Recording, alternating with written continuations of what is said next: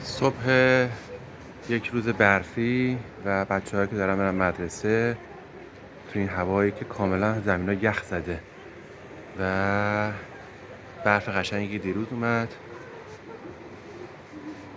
منظره بسیار زیبا از شهر.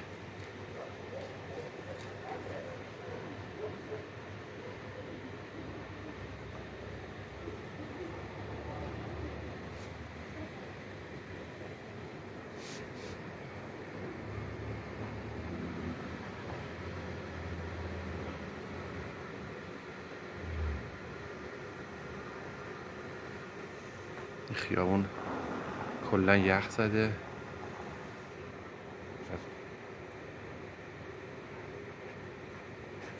اینجا مدرسه ها رو اصلا تعطیل نمی‌کنن به خاطر برف.